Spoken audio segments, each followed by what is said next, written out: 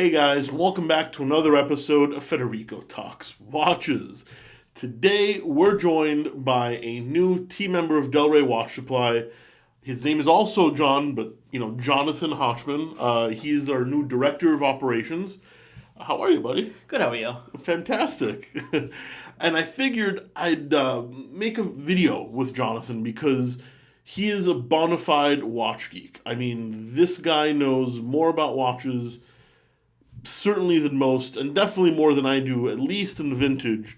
And I wanted to speak to him today about what got him into watches, essentially, what watch he wants to buy next, and, introduce him to YouTube. Have you guys make him feel welcome, because honestly, he's the one doing all the real work. I'm just sitting in my corner taking naps. Right? I mean, I don't really do much exactly. around here. Yeah, no, not at all. All right, man. So, Jonathan, welcome to Delray Watch. Thank you. We're super happy to have you here. Well, first of all, wristwatch check, right? So I'm wearing my Breguet Marine. Everybody knows, all you guys know I love my Breguet Marine, but what are you wearing? So I am wearing Omega Speedmaster 145022. Now, what makes this special? Is it a birth year, you said? Yeah, it is a birth year watch. It is a birth year watch. Very cool. So, Jonathan, you've been in the watch world for a little bit. Give us a little quick rundown, a 2-second resume. Where have you worked? Sure, absolutely. So I used to do consulting on my own, and I consulted for a couple of the luxury brands, doing social media marketing. I then actually became the watch specialist for Auctionata in New York. I was then the watch specialist for Bonhams in New York. And then I had the rare opportunity to work with Mr. Eric Wind in Florida.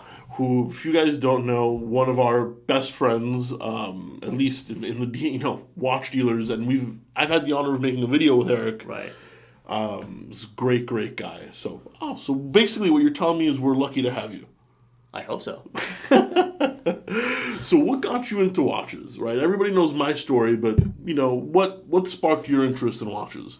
Sure. So my dad had a Rolex that he was given to him by his father, my grandfather, and he wanted to go ahead and give it to me. And when he went to search for it, he couldn't find it. And I started doing some research to try to replace the watch, obviously.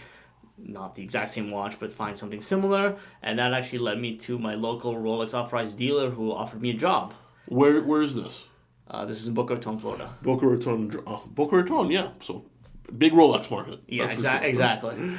Did you ever find the replacement watch? We actually never got him a Rolex. I did recently buy him a nice Swiss watch, but it isn't the Rolex. Rolex, it's great. Don't get me wrong. I love my Rolex, but there are other options out there. I think we can both agree. Yeah, absolutely. All right, man. So what is your passion in watches now? I know you're more of a vintage guy, but what brands get your juices flowing? Well, I would say there's a variety of brands. I wouldn't just say one. Usually, a bit of a movement geek. Okay. So there is that. I mean, especially beautiful movements. Like I was mentioning earlier, pocket watch movements tend to be more beautiful than wristwatch movements, unfortunately, for wristwatches. Because everything that everybody wants to buy is a wristwatch nowadays. Pocket watches. Yeah, very small market for pocket watches. Yeah, exactly, unfortunately.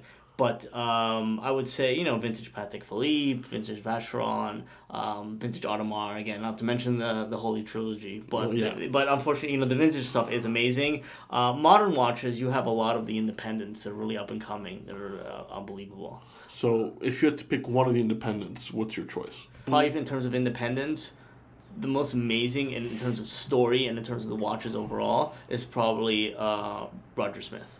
Roger Smith. Another brand no one can ever own. You have good taste. I like that. So, I guess we figured out where you came from, where you are now. What watch are you chasing? Like, what is one you're just drooling after? What do you want to be the next realistic addition to your collection?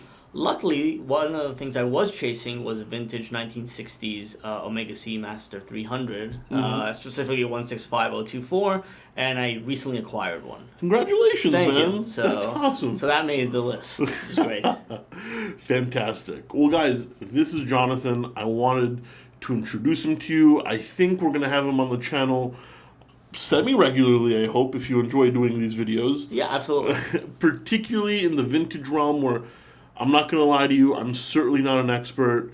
And John P is not going anywhere. John P is also the vintage guy, but unfortunately, we both are extremely busy. So Mr. Hotchman is here to help us out a little bit. Federico Talks Watches is not changing, just offering a little bit more content to you guys. So do me a favor, make him feel welcome, because we're really happy to have him, and is just good things for you guys.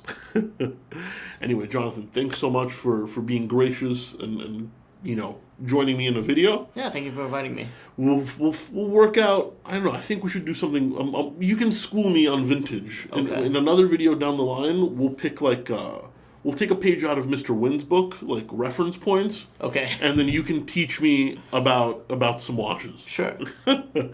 Guys, thank you so much. Please don't forget to give a thumbs up for Jonathan over here. Don't forget to subscribe, and we'll catch you in the next one. Take care.